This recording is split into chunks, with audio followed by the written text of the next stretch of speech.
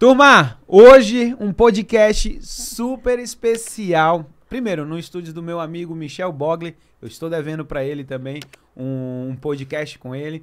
E super especial porque a pessoa que eu vou trazer aqui, a gente vai falar muito sobre esporte. E ela é a queridinha de 100 em cada 100 triatletas. E ela é queridinha entre 99 de cada 100 corredores. Porque esse corredor que eu tô falando, ele não tem rede social. Por isso que ele não conhece ela. Médica, trabalha na área do transplante, trabalha com medicina esportiva. E um canal que é maravilhoso. Por que é maravilhoso? Quando vocês veem aqui o Jeff Podcast, vocês sabem que eu sempre trago pessoas e assuntos que sejam relevantes, mas principalmente pessoas que entendam do que está falando e que tenha embasamento. Então o canal dela é todo embasado. Artigo científico, trial randomizado, todos os que vocês quiserem saber. Eu quero apresentar a vocês a doutora Luciana Haddad. Muito obrigado, Lu. Obrigada, Jeff. Eu estava te devendo esse papo faz tempo, mas as nossas agendas não são fáceis. E 2 médicos, 2 triatletas, cirurgiões e triatletas. E ainda metidos a fazer mídia, trabalhar com internet. Então, a nossa agenda estava meio difícil, mas agora finalmente deu certo e vai valer a pena. Ô Lu, tu não concorda comigo que o trabalho atrapalha os treinos? Mas eu acho que uma coisa ajuda a outra. É melhor pensar desse jeito. Não, com certeza. Porque a gente é amador. E, pelo menos eu sempre gastei para fazer o esporte que eu gosto, né? Investindo em prova, viagem, equipamento. E é o trabalho que me proporciona essa possibilidade de ter tudo isso. Então, eu sou grata ao trabalho. E se a gente for pensar que o maior medo do triatleta é que o cônjuge venda a bicicleta da gente pelo preço que a gente falou que comprou, não é isso? A sua sorte é que o Marcelo tá na vibe e ele já sabe qual é, né? Lu, primeiro assunto que eu queria conversar com você era sobre a zona de treino. Uhum. Por que zona de treino? Olha só, vai ter briga, os meus amigos já vai ter confusão. Eu vejo muito que quando a gente vai fazer esporte, muitas das vezes as pessoas, elas, por não entenderem zona de treino, às vezes elas estão fazendo over, ou às vezes ela, ao invés de estar dando um trotezinho, dar uma caminhada, parece que é um passeio no shopping, né? Parece que elas estão passeando no shopping ali. E eu queria que você falasse um pouquinho sobre qual a importância da pessoa entender a zona de treino, não só para perda de peso, que eu acho que é bacana, eu acho que a grande maioria das pessoas querem iniciar nisso daí, mas muito para o atleta, para não virar um overtraining, ele não passar disso daí. Você pode falar um pouquinho? Eu falo que eu aprendi com um técnico meu que falava que eu precisava saber exatamente o objetivo de cada treino antes de sair de casa. Isso mudou minha cabeça em relação a entender zona de treinamento. Porque, na verdade, hoje o que se sabe é que zona de treinamento é estímulo diferente de sistema energético. Então, é muito bioquímica. E cada zona estimula diferentemente diferentes sistemas energéticos. Então, quando você tem um objetivo, você sabe exatamente o propósito do treino em relação à zona que você quer atingir naquele treino. Aí, o que as pessoas talvez compliquem um pouco, não compliquem, mas é que talvez elas não saibam o objetivo delas, né? Se você está treinando, por exemplo, com o objetivo de ter saúde, longevidade, você vai ter algumas características que eu acho interessantes, e aí a gente pode falar um pouco mais sobre elas, de tipos de zonas que fazem sentido pensando em saúde e longevidade, porque também não é só andar leve, passear e fazer Z2, que também tem gente que acha que é só isso e não, tem benefício de trabalhar outros sistemas energéticos. Aí tem a história da perda de peso, que também é mal interpretado quando a gente pensa em consumo de gordura e de carboidrato, que está relacionado diretamente às diferentes zonas de treino. E, por fim, quem está pensando em performance, que aí esse grupo da performance é que tem que trabalhar ainda melhor o entendimento dos diferentes estímulos e quando colocar e por que colocar.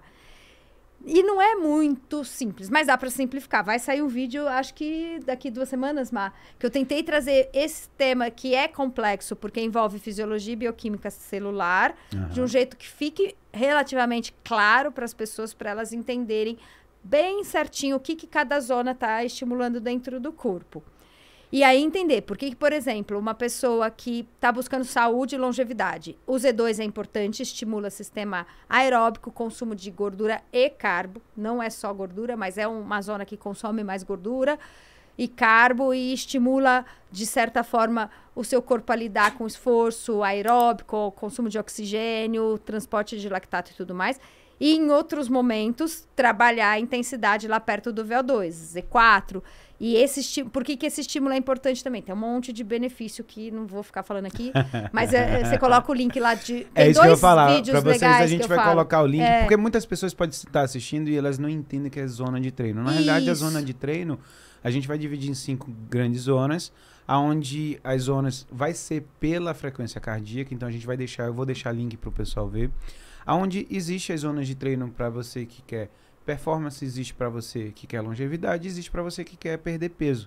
E muitas das vezes eu brinco, a maior brincadeira é porque assim, quem é triatleta, sábado e domingo é dia de longão, ou os corredores também.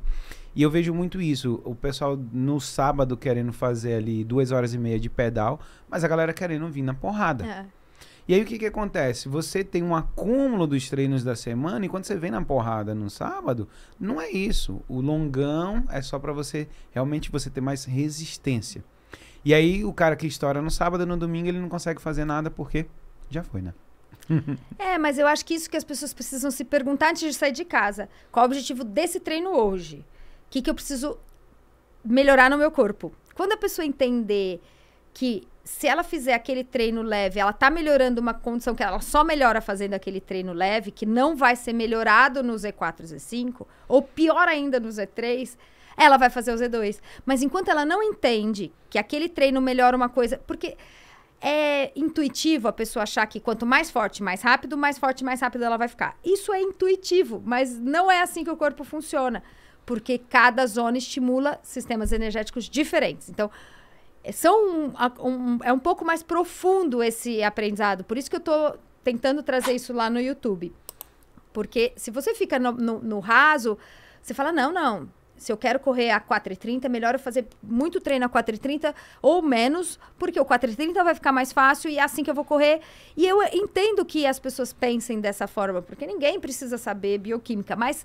Quando a pessoa entende que quando ela corre às 5h36, ela está estimulando um transportador de lactato, que vai fazer diferença quando ela estiver no 4h30, ela vai sair de casa mais plena, com a certeza de que aquele treino também é fundamental. Então, muda exatamente por isso que eu falo que é tão importante ter o conhecimento. Porque eu já vivi essa fase lá atrás que eu falava, ai, que desperdício, eu não vou correr esse treino a 5h30, eu tô perdendo oportunidade de estar fazendo mais forte. Na verdade, não. Agora, como eu entendo toda essa questão bioquímica e como isso pode ser positivo para o corpo, eu saio certa de que é aquilo que eu tenho que fazer. Se alguém quiser ir mais rápido, pode ir. Hoje é esse treino que eu preciso. Ai, por que no dia do longo eu tenho que ficar lá 3 horas em cima da bicicleta? Qual o benefício desse treino? E aí, por isso é legal trazer profundidade no tema. O que eu acho legal, Lu, não só de você já falar isso no canal, porque eu acho que assim, tira muita dúvida e você consegue falar para leigo, mas você fala embasado. Porque assim, lá em Manaus onde eu treino, o nosso professor, eu brinco, o professor Márcio, eu digo que ele é que nem o Daniel San, você tá entendendo? E ele vai... Não, a vibe dele, assim, é a gente treinar sem relógio, que ele fala assim, cara, e se quebrar o relógio? Tu tem que saber qual é o seu TEP, sua percepção de esforço. Então, essa percepção de esforço faz com que você, sem nada, você saiba se você está muito rápido, se você está muito lento, onde você tem que ter essa comedida. Mas eu vejo muito que os treinos, quando a gente vai fazer o treino, que você falou assim, sai de casa, qual é o treino que você vai fazer? Então, assim, essa escolha, essa planilha, não é a Deus dará. Não, é o seu técnico, né? É o seu técnico, ele vai te passar. Que te passou. E importante falar, tem uma amiga minha, Camila Valdez, ela foi pro Mundial, ela tem seus 20, 21 anos, ela foi pro Mundial no 70.3 e ela treinava a 5h30 e no Mundial ela fez 4h45. Ela nunca treinou abaixo de 5. Então, assim, é exatamente o que você está falando. Não é porque você quer correr a 4h45 que você tem que ficar correndo a 4h45. Pelo contrário, você quase nunca vai correr a 4h45. Alguns dias você vai fazer uns tiros, talvez a 4, talvez a 4h10. Talvez ela tivesse, né, na planilha, ou tiro, ou fartlek, algum intervalado. Sim. E o longo mais lento. Exatamente. E aí, no dia da prova, que ela vai... Encaixa tudo. Quando encaixa tudo, fica maravilhoso. Aí funciona. Deixa eu perguntar outra coisa pra ti. A gente tava... Eu tenho um grande amigo, o Rizério, que sempre fala assim, sobre suplementos. Ele fala, cara, creatina é tão bom que deveria vir na água. É isso mesmo? Não, isso virou um chavão quase, né? Não é só ele que fala isso. A creatina devia vir na água.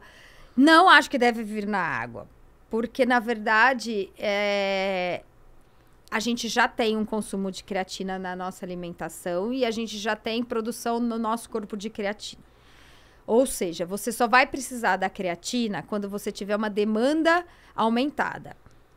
Primeiro, você sabia isso dos músculos. Tem estudos já de 40 anos, né? Quando tem uma demanda muscular aumentada de produção energética, essa diferença que o consumo da creatina traz no intracelular muscular é benéfico. Principalmente na alta intensidade, na explosão. Então, ganho de força, sprint, coisas de intensidade. Beleza, isso comprovado há muito tempo. E agora, nos novos estudos, a questão também cognitiva, cerebral, porque o cérebro também é capaz de aumentar o seu estoque de creatina, mas só faz sentido em estados de privação, estados de alta demanda. Tem alguns estudos saindo, isso também é muito novo, mas tem estudos saindo, por exemplo, para TCE, recuperação de trauma. Mas se você não faz nenhum treino, se você faz só, sei lá, um treino de academia leve, 2 vezes por semana, se você dorme, você não precisa de creatina. É que hoje em dia, quem quer fazer corrida, bike, treino de força, quer ganhar peso, quer ganhar massa, vôlei, futebol, quase todos os esportes têm essa intensidade. Então, é um suplemento super legal, porque ele é seguro, comprovado, estudado, só traz benefícios sem risco. Tem muito estudo, então ele é seguro. E hoje em dia está saindo esses estudos para cognição. Então, para pessoas mais velhas, que dormem mal, que estão com extrema esforço cerebral, sem ter o descanso necessário, também parece que tem um lugar. Não, é isso. Eu achei super interessante, exatamente porque, assim, a gente começou a usar no esporte. E é engraçado porque, na realidade, os suplementos, se a gente for pensar, a gente que é médico, começou dentro do hospital. E aí, vamos dizer, o próprio whey, que é onde a gente vai chegar, começou dentro do hospital e viu que você tinha um ganho e viu que se você usasse fora. Mas assim, você também concorda que o whey tá banalizado? Que hoje em dia, assim, você se inscreveu na academia, você se inscreve, já ganha um pote de whey. E eu lembro muito, Lu, que eu vim perdendo, eu tinha 120 quilos e vim pro 80. E vim perdendo esse peso. E eu lembro que só quando eu entrei no triatlon, onde a gente começou um volume de treino maior, foi a hora que a minha nutróloga falou assim, cara, agora você precisa de whey. Até então, cara, alimentação. Cara, você quer proteína? Come. Come o bife, come a carne, come... Várias coisas faziam até um momento que eu falei assim, não, Jefferson, realmente, daqui pra frente, você precisa. Banalizaram o whey? Então, eu não acho que banalizaram. O produto se tornou mais barato, né? Era um produto mais inacessível, tem muito apelo comercial. É um produto gostoso, de certa forma. Hoje tem whey de tudo, né? E os whey são gostosos. Não é um produto ruim de comer. Porque é diferente da creatina, que não tem gosto, né? E a creatina, a dose alta que fica com aquela areiazinha. O whey ainda, pode até ser legal, tem um monte de receita com whey. A gente entendeu a importância da proteína para quem treina e para quem tá ficando velho.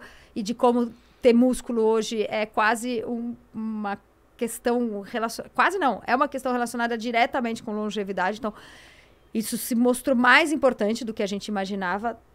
E é um jeito fácil de consumir proteína, que talvez as pessoas na correria do dia a dia não consigam consumir com a dieta.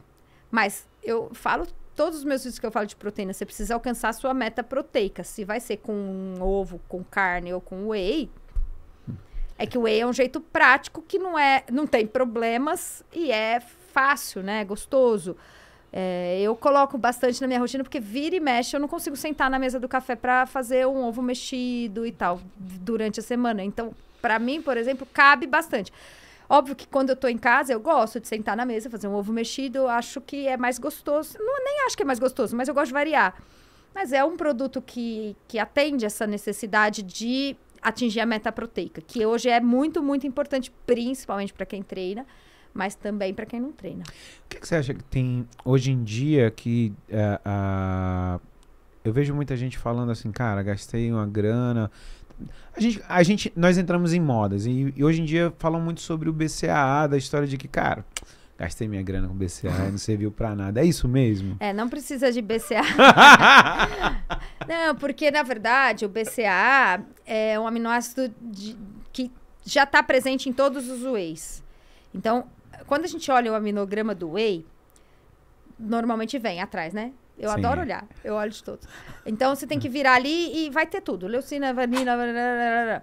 O BCA são 4 aminoácidos que o nosso corpo não produz. Então, eles são essenciais. Isso quer dizer que se a gente não consumir, a gente vai ficar sem e vai fazer falta. Principalmente a leucina, que é um aminoácido que, além de construir músculo, ele sinaliza para a célula que o músculo precisa ser construído. Então, ela é ainda mais importante que os demais.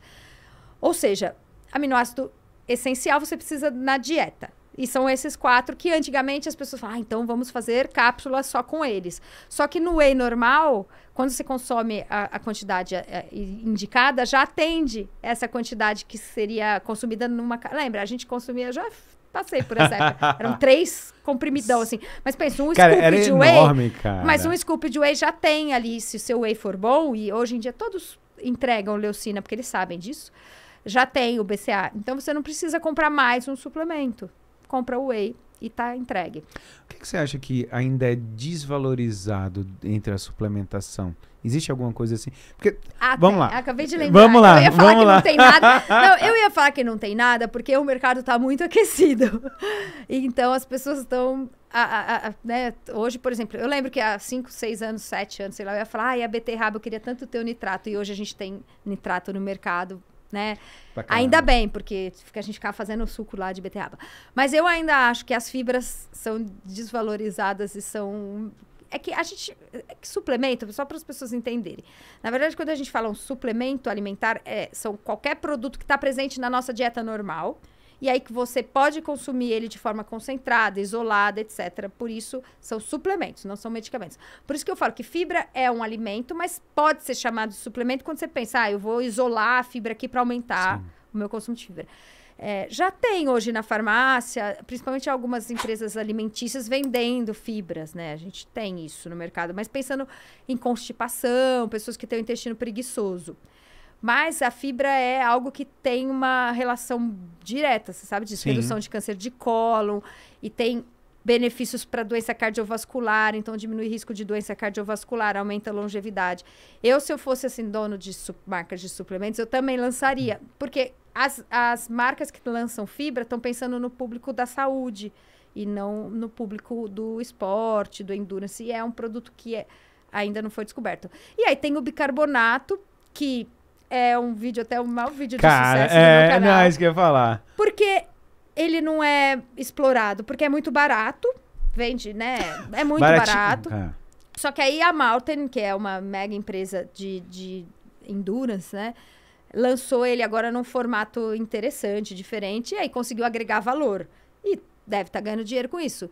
Então, para as empresas nacionais, talvez o lance seja você pegar suplementos que são bons, que funcionam, mas ele tinha esse problema de dar muito enjoo, náusea, as pessoas não se dão bem, porque vocês já tomaram bicarbonato, é uma coisa salgada, horrível. Então, a pessoa toma, quer vomitar, é ruim. Então, eles fizeram um jeito lá de embalar ele e tal, com a micro nanopartícula, não sei das quantas, custa 200 euros e aí funciona. Eu acho que a gente podia fazer o bicarbonato da Lu. O que tu acha, Lu? Já vamos pra sociedade. Fala com o Marcelo deve entender. Marcelo vai investir no bicarbonato. Deve estar com a patente, a Maurten, né? Porque até essa história da patente, mas aí cair na patente, ou a gente vai ter que desenvolver tecnologia. Mas o que eu acho legal, como pesquisadora aí, adoro a área de desenvolvimento tecnológico e tal. Eu acho incrível empresas que investem em desenvolvimento de tecnologia. Por isso que, assim, eu não tenho patrocínio da Maurten, não tenho nenhum relacionamento, eles nem estão no Brasil. Mas eu acho legal empresas que pensam em desenvolvimento de tecnologia, porque eles trazem inovação, que depois os outros talvez tenham que copiar ou esperar cair patente. Mas quando eles lançaram o gel, que tinha aqueles benefícios todos do encapsulamento, é desenvolvimento tecnológico. Isso muda o mercado, tira o mercado de um lugar e vai para outro lugar. E isso é muito bacana, é quem investe em pesquisa, em ciência. E quem foi o cara que lá atrás conseguiu isolar o whey há, sei lá, 50 anos. Pô, isso é legal. E as pessoas que vão descobrindo as moléculas e trazendo tecnologia. E essa área que eu gosto muito. Sabe o que eu lembrei do bicarbonato? A gente falando que é ruim pra caramba. No último Ironman que eu fiz lá em Maceió, eu passei do local onde tinha água, bebia água. E aí, quando eu vi no relógio, estava na hora de tomar uma cápsula de sal. Aí eu falei, putz, cara, esqueci de tomar cápsula de sal. O que que eu fiz? Eu falei, olha a inteligência. Botei a cápsula de sal embaixo da língua e falei assim, cara, quando chegar num próximo meu que Deus. tiver... Sem água. Você já viu, né?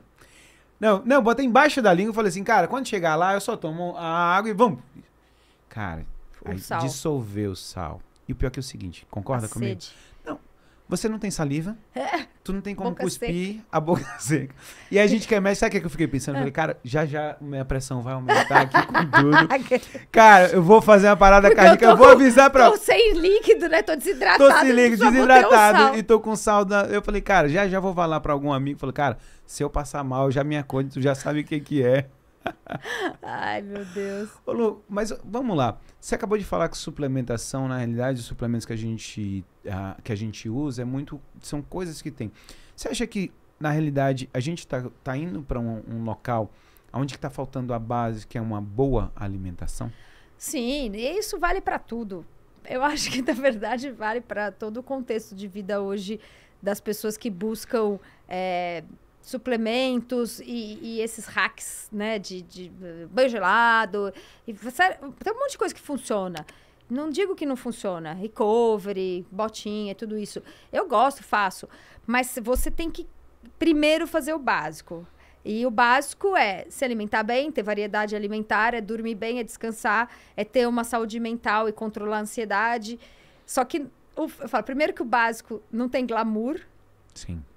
Né, não envolve comprar, não envolve algo que pareça rápido, uma solução um pouco mais imediata. E, ao mesmo tempo, são questões de longo prazo, né? Então, você não consegue... vou dormir bem, hoje eu dormi bem, hoje eu dormi bem. Mas, assim, eu queria dormir como eu dormi hoje todas as noites, e nem eu tô conseguindo. Mas é isso, você precisa, ao longo da sua vida, conseguir dormir o quanto você precisa. Você precisa, ao longo da sua vida inteira, ter uma alimentação balanceada, comendo fruta, verdura, ter por exemplo, uma ingesta de mineral e vitamina adequada para você não precisar nem pensar em suplementar a vitamina. E é isso, é treino, por exemplo, você não vai ficar bom em um mês, você tem que treinar meses, você tem que treinar anos para você conseguir um resultado. E a gente, como ser humano, é natural a gente buscar coisas que pareçam um pouco mais rápidas, um pouco mais fáceis. Né? E aí é o atrativo desses suplementos e de outras coisas que pareçam mais acessíveis a curto prazo, assim. Nossa, eu tô péssimo, não tô treinando, tô dolorido, não dormi a noite inteira e tal, mas eu vou lá e vou fazer a banheira de gelo, o choquinho e não sei o quê, porque isso eu consigo fazer em 1 hora. Dormir todas as noites não cabe, não consigo. Não, e eu vou aproveitar também o gancho seu sobre o sono. Eu vou te dizer, até na época que eu tava obeso mesmo, o grande pensamento assim, cara, olha, médico, mas a gente sabe que até na nossa academia já assim, falava assim, cara, não, dormir é perda de tempo. Ao invés de eu dormir, eu podia estar produtivo, lendo alguma coisa, assistindo alguma coisa. O quanto a gente relega o sono e qual é o peso que você vê hoje em dia? Vamos falar sobre saúde mesmo, sobre saúde.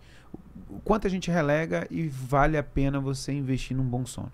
Isso também foi uma coisa nova, assim. Eu falo que eu gosto muito da informação e sobre sono é algo que mudou o conceito e acho que as pessoas estão começando a entender. Porque a gente viveu essa época onde achava que era completamente desnecessário e se você pudesse ficar mais tempo acordado, estudando, trabalhando, dando plantão e sei lá, dá um jeito, se vira, mas você tá na frente, né? Você tá na frente porque se você é mais produtivo, você tem mais horas no seu dia.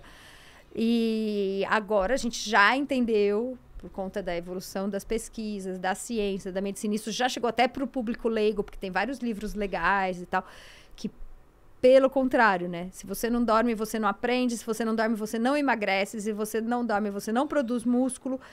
Ou seja, você passa o resto do dia correndo atrás de coisas que você está deixando de ganhar porque você não dormiu, porque é durante o sono que tudo isso acontece. Eu comecei a valorizar muito mais o sono, que era algo que eu realmente negligenciei por bastante tempo. E com o passar da idade, eu percebo mais nitidamente assim, a diferença que é de recuperação, de tudo, assim, da questão mental, de trabalho. Então, vamos falar nesse público, vários estudos falando que realmente quando você não tem um mínimo de horas de sono, você vai ter um problema de cognição, muitas coisas. O que essa pessoa que está privando de sono... O que nossos amigos que estão dando plantão até hoje vão sofrer lá na frente? Não, então, e eu acho que é um desafio, porque a gente precisa das pessoas no plantão. Eu falo que eu quero muito que quem está no plantão lá à noite, se eu precisar de um médico às 2 da manhã, seja um cara bom, descansado, bem formado. Então, são profissões que sempre vão existir, sempre vai precisar. Mas hoje a gente já sabe do impacto que é. Então, já existe, por exemplo, na nossa... Não sei quantas vezes nesse. Na minha época não existia o pós-plantão, o descanso pós-plantão. Já eu brinco, eu vou te dizer a história do meu pós-plantão, como é que era.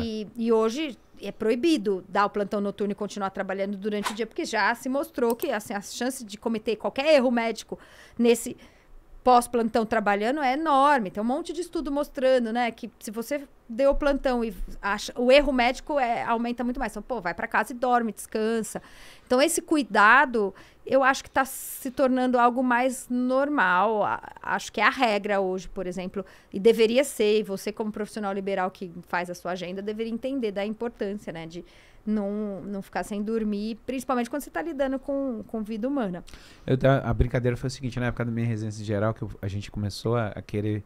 A gente só foi, assim, por obséquio, né? Caro professor doutor. Aí eu falei assim, olha, professor, poxa, a gente podia ter um descanso. No outro dia ele falou assim, cara, tu dá plantão quando? Eu falei, segunda, terça-feira. Tem muita cirurgia? Tem. Você opera muito? Então tá bom, então eu vou te liberar. Aí eu falei assim, eu entendi, professor. Você não vai operar. E a gente queria entendendo? operar, mas imagina você na terceira cirurgia da terça-feira pós-plantão. Não dá, mas cara, era assim, né? Era assim. E aí a gente achava que a gente tinha que ser herói. Aí tomava pó de Guaraná, lembra? Era Coca-Cola com pó de Guaraná. Não tinha nem Red Bull, essas coisas de Monster. Não existia isso, cara. Porque senão era isso que a gente ia tomar. E hoje em dia a molecada usa, eu acho que Ritalina, né? Até os caras já vão pro psicotrópico. Já vão pro psicotrópico. Na nossa época, a gente achava que... Coca-Cola eu lembro Guaraná. que, nossa, era Coca-Cola com pó de Guaraná, acabou o plantão, agora começou o dia, vamos até às 7. Era absurdo. Não, esse sono, eu acho que a gente relegou muito tempo. Muito. E a gente vê, a idade também, quando a idade passa, a gente vê o quanto ele tem esse peso. Lu, outra coisa sobre, quando a gente vai falar sobre alimentação, teve uma vibe que eu faço ainda hoje, que é o jejum intermitente. Eu queria que você falasse um pouquinho sobre o jejum intermitente, qual é o seu grande ganho, e até trazer para o esportista. Vamos dizer, o meu nutricionista, o André Pellegrini, aqui de São Paulo também, e a primeira coisa que eu falo para ele, eu falo, André, cara, eu não tenho fome de manhã, eu acordo sem fome. Então, assim, vamos dizer, hoje eu só não estou em jejum aqui porque o Gabriel é vegano, que tá ali atrás, ele me trouxe um queijo que ele faz, cara, maravilhoso. E faz castanha de caju. Nossa, ele é vegano e faz uma coisa bacana e gostosa. Mas assim... já quer. Ó, Marcelo, já quer. Depois tu traz pra cá, a gente já faz a propaganda aqui, queremos. Viu? Já ele vai passar o nome. Mas assim... Onde é que entra no jejum intermitente? Onde é que você acha que realmente que é legal, que se encaixa bem? Então, muito legal, porque não sei se você lembra quando faz o quê? Sei lá, uns 5 anos, que saiu um estudo do New England sobre o jejum intermitente, como sendo a panaceia, maravilhoso. Eu falei, cara, é isso, né? Por isso que, gente, a ciência é complicado, porque saiu numa revista mais importante da medicina, um estudo lindo, eu tenho ele impresso, tá lá. Porque falava dos benefícios celulares e tudo mais, câncer, blá, blá. Aí a ciência explodiu, saiu um monte, todo mundo começou a fazer estudo com jejum intermitente. Hoje a gente já tem bastante experiência, revisão sistemática, com meta-análise, que provou que não é o jejum em si que faz grandes benefícios, é a restrição calórica. Então, se o jejum é um jeito que você chega na restrição calórica, ótimo, mas o resultado é igual se você comer 5 vezes por dia a mesma quantidade de calorias. Para algumas pessoas, o jejum é mais fácil. Então, se você falar, eu não tenho fome até meio-dia e eu janto às 7 da noite, é uma estratégia de que hoje eles nem chamam mais de jejum intermitente, né? Chama restrição do tempo ali, da janela alimentar. Que é isso, se você quer comer 6 horas durante o dia e o resto das horas você não quer comer, o importante é a qualidade do que você comeu naquelas 6 horas e a quantidade calórica. E o benefício é o mesmo se você comer aquela mesma quantidade calórica, aqueles mesmos micro e macronutrientes ao longo do dia, o resultado no final é o mesmo. Então, é uma estratégia alimentar que funciona para algumas pessoas de um jeito muito mais fácil do que comer pouquinho várias vezes por dia. E cabe na vida das pessoas, talvez, de um jeito mais fácil do que outras dietas complexas, sei lá. Mas não tem maiores benefícios. Ponto. Isso falando de dieta para perda de peso. Sim. Agora, quando a gente vai para o esporte, muda total. E aí também dá muita confusão. Porque é isso. Por exemplo, coube na sua vida, funciona super bem para você, você faz restrição alimentar há tantos anos, mantém o peso e tal. Ótimo. E aí, quando você vai treinar, é isso? Funciona igual? Não, muda tudo. Muda tudo, porque o jejum vai cair bem em alguns treinos, mas não em todos. Não, eu vejo que tem diferença. Às vezes, vamos dizer, se eu vou correr, pedalar ou nadar, dependendo do dia, do esporte que eu vou fazer cedo, ou até malhar, cara, jejum cabe bem em um, em outro não rola. Tipo, musculação não é recomendado, nunca. Sim. Porque você tem uma demanda muito maior de construção muscular. Porque você está fazendo musculação exatamente porque você quer essa construção muscular. E você precisa do carboidrato junto com a proteína para estimular intracelular a produção de músculo. Ela não acontece se você tiver só proteína e zero carbo. Você precisa de carbo. E você precisa de comida. Então, é um treino que não é recomendado. Então, treinos leves de endurance, você pode fazer em jejum. Tem alguns benefícios. Aí é o treino leve de bike, o treino leve de corrida ou qualquer treino. Mas se você for fazer um treino de VO2, gente, não cabe. Você agora, jejum é relativo também. Porque se eu comer uma macarronada à noite, e vou treinar às 5:30 da manhã... E eu acho que eu tô em jejum só porque eu não comi, mas eu tô com o meu estoque de glicogênio super lá na tampa. Então, eu não tô com o jejum de quem vai treinar já em cetose. Uhum. Por isso que é um pouco complexo, mas é isso. Se você tá falando do benefício, assim, da cetose, de treinar em jejum já consumindo só gordura, você tem que ter feito uma low carb ou zero carb, ou jejum à noite. Então, você tem que... Porque você sabe que você, por 1h30... Você ainda tem glicogênio. Então, tá queimando ainda. Tá queimando. Então, eu vou conseguir. Por isso que eu, às vezes, faço um treino de tiro às 5:30 da manhã e eu não comi um pão às 5 da manhã, mas eu comi carbo à noite. Tipo, 9 da noite. Então, beleza. Eu ia brincar porque, assim, a gente, quando fez residência de cirurgia geral, na realidade, a gente sempre fez jejum intermitente. A gente fazia. A gente só não sabia o nome. Eu era muito boa de jejum intermitente. Só que eu cometia erros gravíssimos no meu jejum intermitente. Porque eu quebrava o jejum com pizza. Era pizza e M&M's. Aí eu comia uma grande refeição, pizza e M&M's, aí eu voltava pro jejum. Mas com 20 anos funciona.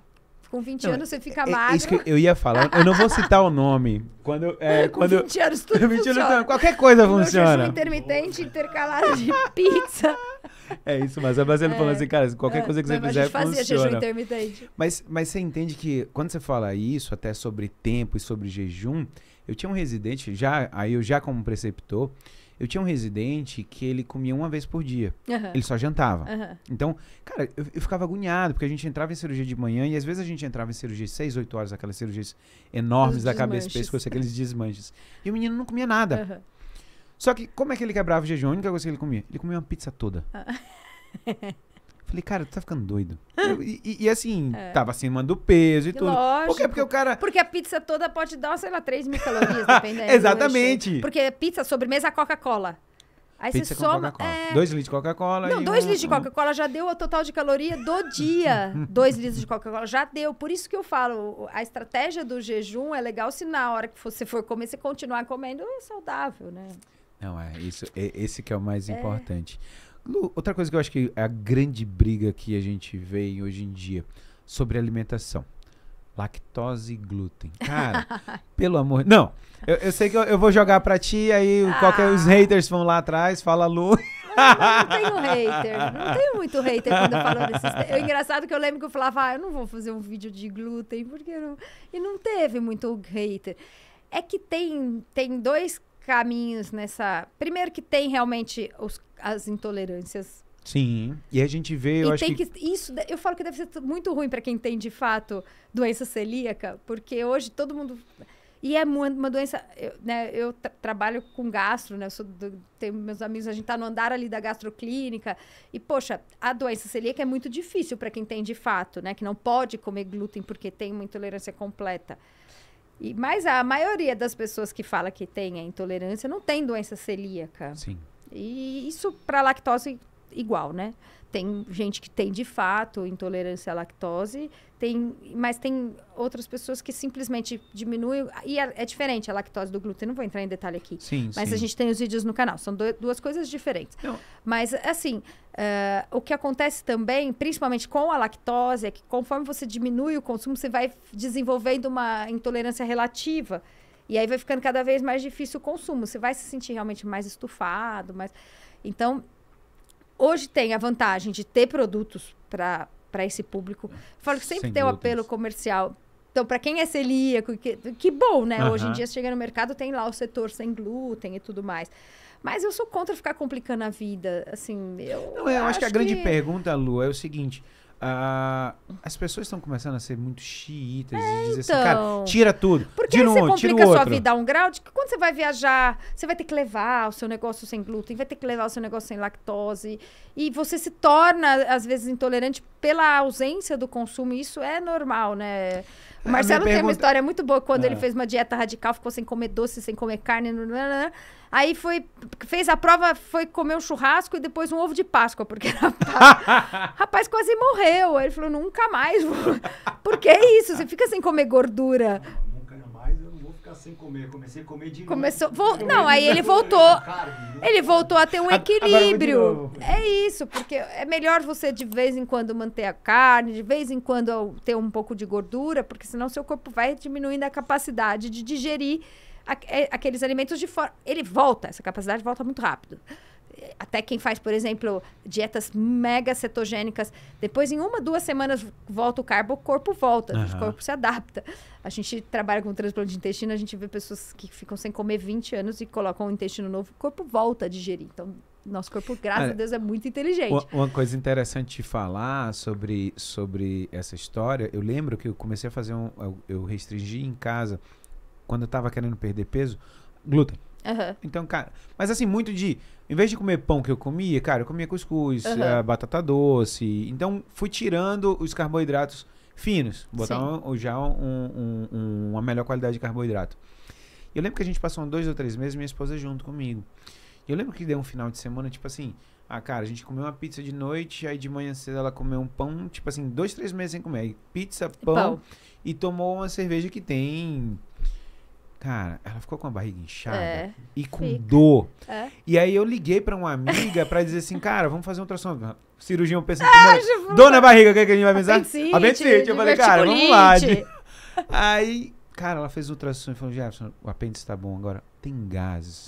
Pra não acabar mais. E é exatamente isso. Você restringe, seu intestino não sabe. Muda a flora muito. E isso hoje também é um negócio que é super legal. Uma área que eu adoro, assim. Tem um grupo de pesquisa lá na USP super forte de microbiota. Então, a sua microbiota muda completamente. Aí, quando você coloca o pão, aí produz muitos gases, porque mudou. A tua flora se adaptou a só os outros aminoácidos de outro tipo. Então, é isso.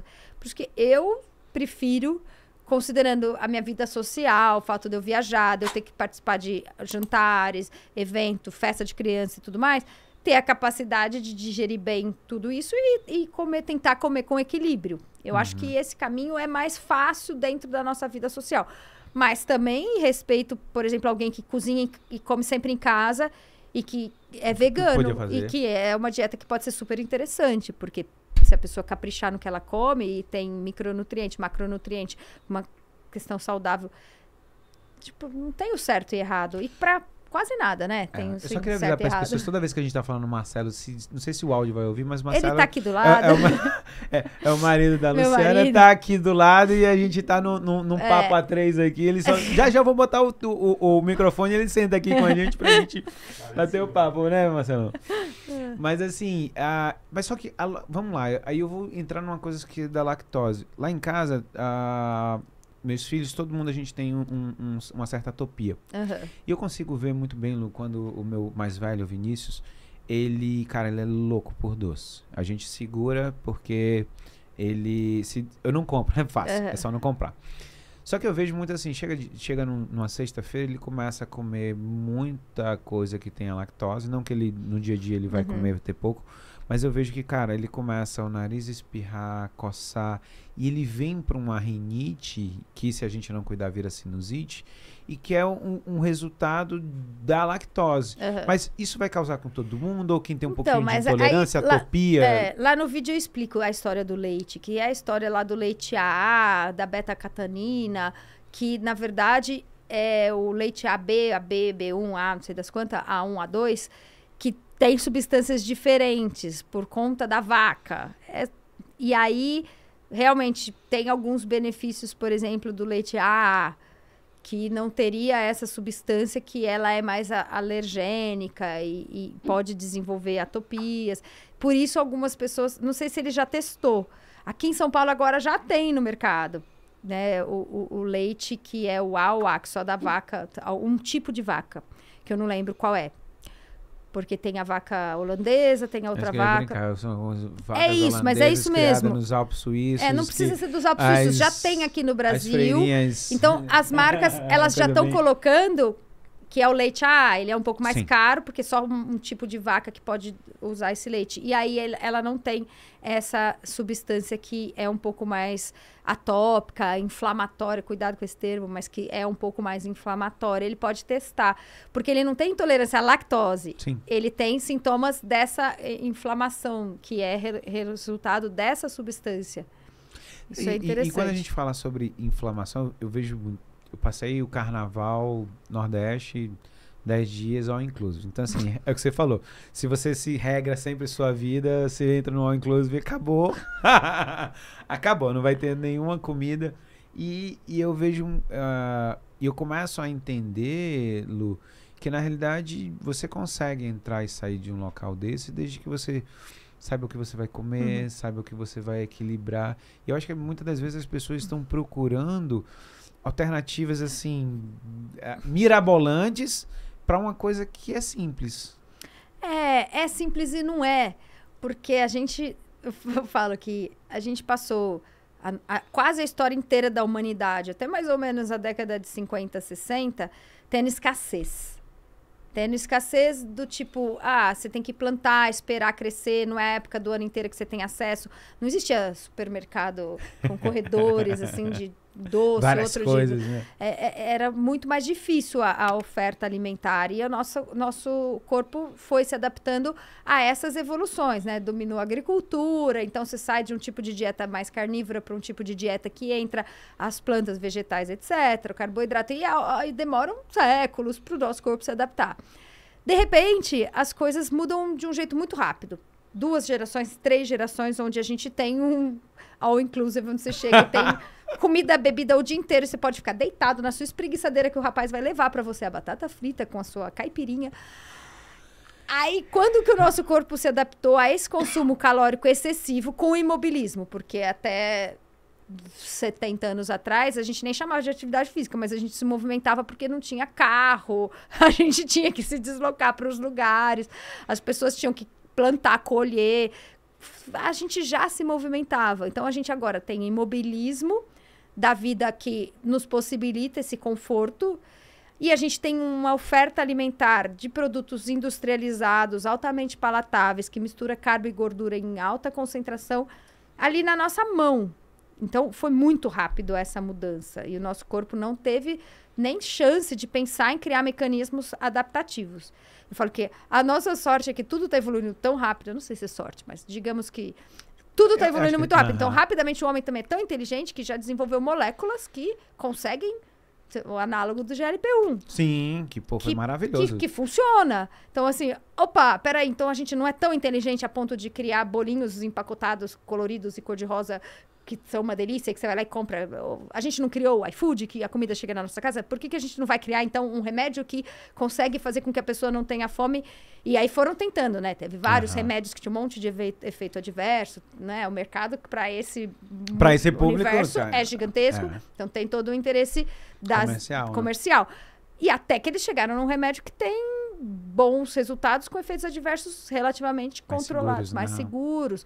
E tá só surgindo, né? Já vai surgir o novo agora, que parece que é ainda mais eficiente. Tem que é mais... Emagrece 32%, porque usar na GLP-1 é 25%. Agora esse que é GLP-1 e GLP-2 dá 30 e tantos % de perda de peso sustentada. Então, o mercado vai correndo atrás, mas é isso, tem custo. Aí eu falo, o que é um pouco ingrato é que a gente ainda, e aí pensando em saúde populacional e pensando nos aspectos um pouco mais de humanidade, isso não é acessível para todo mundo. Sim. Então, hoje a gente tem curva de obesidade que é, infelizmente, muito maior para um público de classe, de nível socioeconômico mais baixo, que está consumindo os ultraprocessados porque eles são mais baratos, não tem acesso às comidas fitness, a whey e a academia e treino no parque, e também não tem acesso ao medicamento. Então, do ponto de vista social, é um desastre. E a gente vai, quando a gente vai falar exatamente sobre... Você falou sobre uma soma de coisas. Eu lembrei lá do vídeo das Blue Zones, né? E você falou uma coisa que eu acho maravilhosa. Em nenhum das cidades você via que a galera fazia maratona, corrida. Não. É a vida normal. E o que me... eu acho que é Okinawa, que eu achei maravilhoso era... Todo mundo senta no chão. Eu achei então, demais cara, isso. Senta, levanta, senta, levanta, senta, levanta. Então, a musculatura dos idosos também é forte. E aí eles falei, tem que tirar a cadeira toda de casa. A gente, ao invés de tirar a cadeira, compra um caixote para ficar subindo e descendo. Mas não funciona, porque precisa da força de vontade. Lá em Okinawa não tem, né? Ela não tem que sentar no chão. É o costume social. E é muito interessante como isso que funciona. Pra gente pegar um outro gancho sobre a saúde mental. Eu vi que você fez meditação, eu fiz yoga durante um tempo. E eu achava maravilhoso. Tinha uma yoga nidra que era sexta-feira. muito bom. Acho que era 6 da tarde, cara. É não tinha bom. coisa melhor. Já dormi na yoga? Já. Já ronquei e deram uma cutucada? Também. Mas o quanto que... Até eu queria um relato muito mais pessoal. O quanto que quando você começou a fazer meditação, quanto te ajudou nessa loucura que você não para? Esse eu acho que é um dos... Está totalmente conectado com o que a gente vem falando, né? Da mudança do nosso estilo de vida e da falta de tempo para a gente se adaptar em relação a tudo isso. E eu acho que o mesmo impacto que a gente vê nitidamente em relação à saúde física, a gente vê, talvez até em maior grau, em saúde mental. Porque é isso, a gente começou a ter muito estímulo, muita informação, acesso à informação e o nosso cérebro não teve tempo de se adaptar a um mundo onde as coisas eram mais lentas naturalmente, né? Você tinha pouca... até ter a televisão. Então, você tinha que ler, as pessoas conversavam, jogavam. Aí depois vem o rádio, a pessoa ouvia lá o rádio. Aí veio a televisão. Eu peguei ainda essa fase de ter que levantar, não tinha controle remoto, sou velha. Mas já era um exercício. Hoje, a criança tem o celular, eles não têm paciência de assistir um vídeo de 30 segundos. Eles ficam pá.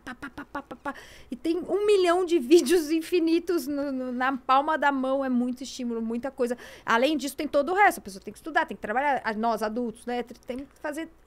E aí? Como é que lida com tudo isso? Então, crises enormes. Eu sou super agitada. Então, fico nessa coisa de fazer 1 milhão de coisas ao mesmo tempo.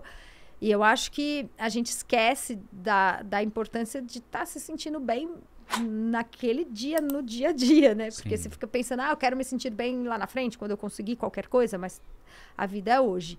E eu aprendi a duras penas, assim, que a vida é hoje. A vida é hoje, a gente vê isso. Você trabalha com doenças oncológicas.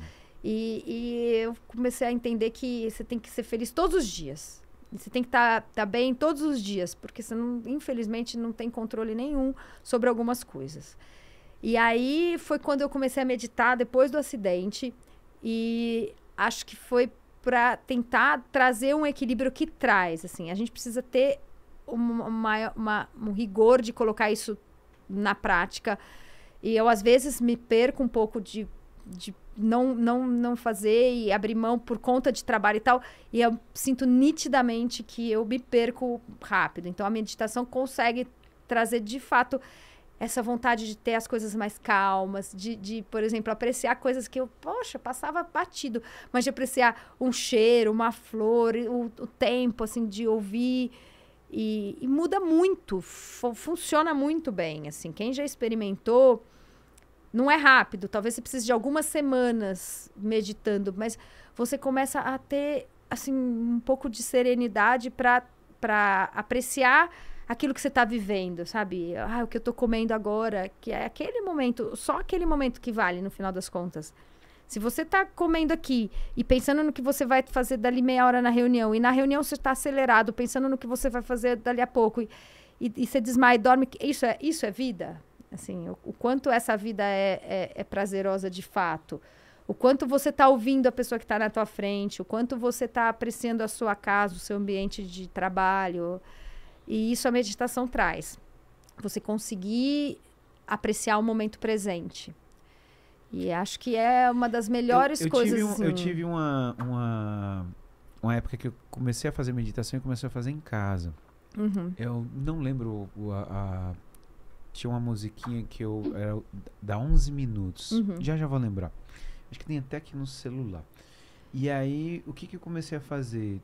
Tudo é exemplo, né? Quando eu comecei a fazer em casa, eu fiz junto com meus filhos. Eu acho que vai bater.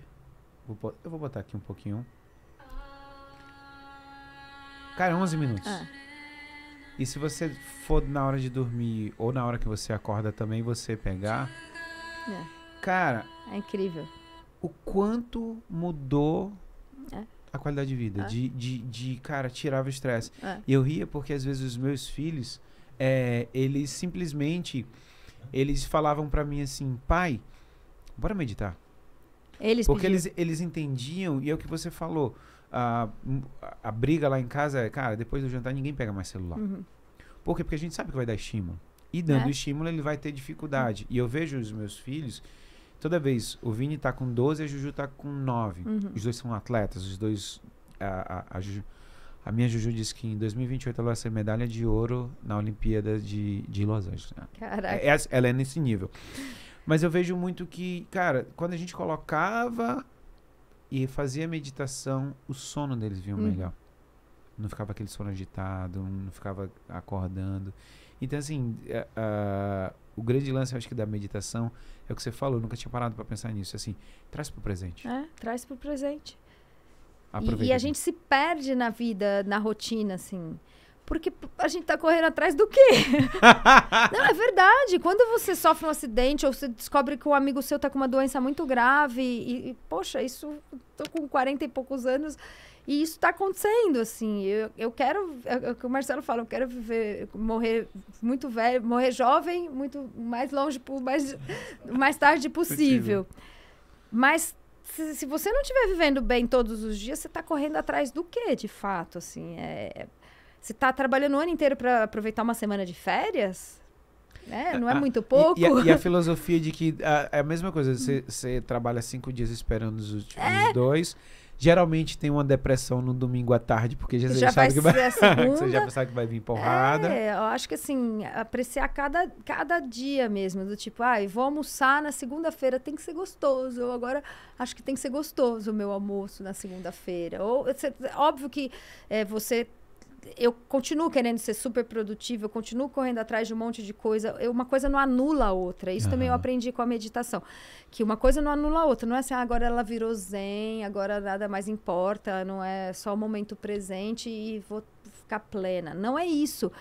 Mas é você entendendo dentro da sua vida dinâmica, que você está trabalhando muito, você está correndo atrás, você vai conquistar coisas, que isso é importante, você tem que se permitir durante o dia também viver o momento presente. E você falando, Lu, eu lembrei muito que a minha esposa teve câncer de tireoide, tá? Então, cirurgião de cabeça e pescoço, a esposa tem câncer de tireoide e teve uma recidiva depois. E quando ela teve a recidiva, e eu vou fazer um paralelo que aconteceu com você do seu acidente, ela teve paralisia de corda vocal bilateral, ela saiu traqueostomizada. Ela foi para casa traqueostomizada. E foram 3 dias horríveis, cara. A gente trata nossos pacientes, tu faz traco e tal. Mas quando é uma pessoa que você ama, sabe? E eu lembro muito bem que depois que a gente passou isso tudo, tirou traque, eu saiu, tá tudo bem. Uma das coisas que eu perguntei pra ela foi exatamente assim, o que mudou na sua vida? E ela falou muito inteligente, diz assim, eu aprendi a dizer não, porque quando eu digo sim pra você, eu digo não pra mim. Então eu comecei a dizer não pros outros. Pra gente fechar, eu queria que você falasse um pouco, depois do seu acidente, vem meditação, vem a mudança, muitas mudanças. O que você aprendeu? Nossa, eu aprendi muita coisa. É interessante de começar a entender exatamente isso, que eu preciso ser feliz agora e ter um momento presente como o principal foco. Por exemplo, eu fui para o canal e estou fazendo o YouTube porque é uma coisa que eu acredito, mas que eu gosto muito. Eu tenho um prazer enorme em estudar, em ler. E assim, é isso que eu quero fazer. E é isso que eu acho que eu faço bem. Então eu entendi que, talvez agora eu não precise tirar foto correndo ou fazer um filminho correndo no parque, porque eu não acho mais que isso é a prioridade. Eu continuo correndo por milhões de motivos. Eu amo o esporte. Mas eu gosto mais, por exemplo, de falar sobre ciência, sobre medicina, sobre saúde, que eu acho que isso eu vou trazer um benefício para as outras pessoas com algo que me dá prazer. E aí isso é bacana, porque é algo que me dá muito prazer e que eu trago um benefício direto para as pessoas, do que, por exemplo, fazendo um conteúdo mais egocêntrico da minha vida e etc., que eu fazia. E que naquela hora fazia sentido. Exato. Mas é começar a ter essa inteligência de equilibrar. Como é que você pode ser uma pessoa que traga coisas positivas para os outros, mas que você está sendo bom para você mesmo, assim, nesse sentido de que são coisas que me fazem crescer. Eu gosto muito de aprender, eu gosto muito de estudar, me sinto bem. E eu me sinto hoje muito mais realizada quando você me fala, a fulana adorou seu vídeo de frequência cardíaca, agora ela está treinando melhor e tal, do que, que bonito que você estava no Havaí. São momentos. Eu acho que a gente também aprende a entender que a vida é feita de fases e de momentos e as prioridades mudam. Então, hoje, por exemplo, meus filhos estão adolescentes. Eu acho muito importante estar presente em algumas coisas, porque se eu não estiver presente porque eu quero ir, a coisa vai acontecer do mesmo jeito. Então, eu falo, se eu não assistir o jogo de vôlei da minha filha, o jogo vai acontecer do mesmo jeito. Sou só eu que perdi a chance de ver ela jogando com 14 anos, porque isso nunca mais vai acontecer. O ano que vem ela tem 15. E talvez daqui 3 anos ela nem faça mais vôlei. Então, eu quero viver essa experiência, porque eu não sei se eu vou viver mais 10 ou mais 50 anos. E as pessoas, quando estão mais perto, assim, da morte, a gente vive isso na medicina, são essas coisas que as pessoas falam, né? De terem perdido tempo. Então, eu quero olhar para trás e falar assim, poxa, eu fiz diferença nos transplantes no Brasil. Estou agora presidente da BTO. É um trabalho danado, me custa, assim. Marcelo, sabe, assim, eu estou trabalhando mais do que eu gostaria. Mas... poxa, é uma realização. É um momento, né, cara? É um momento. E pensa, eu pensar que eu consegui fazer a diferença de aumentar o número de transplantes. Porra, isso que eu vou falar daqui 2 anos. Talvez daqui... assim, eu não tô conseguindo fazer triatlon esse ano. Eu não vou fazer triatlon esse ano. Eu não vou fazer um Ironman. Porque eu conquistei já isso ali atrás de um jeito que eu queria muito e que foi muito legal. Porque eu estou optando agora, por exemplo, para trabalhar pelos transplantes, que é algo que também vai me dar uma realização diferente. E entender que tudo bem, que teve um momento... Quem que me perguntou? No mundo tri, mas... Eu falei, eu adoro o triatlo, eu acho o esporte lindo, tanto que eu adoro assistir, consumir, e acho super bacana. Mas agora, nesse ano da minha vida, não é a prioridade, porque eu estou colocando outras coisas importantes para mim e está tudo bem.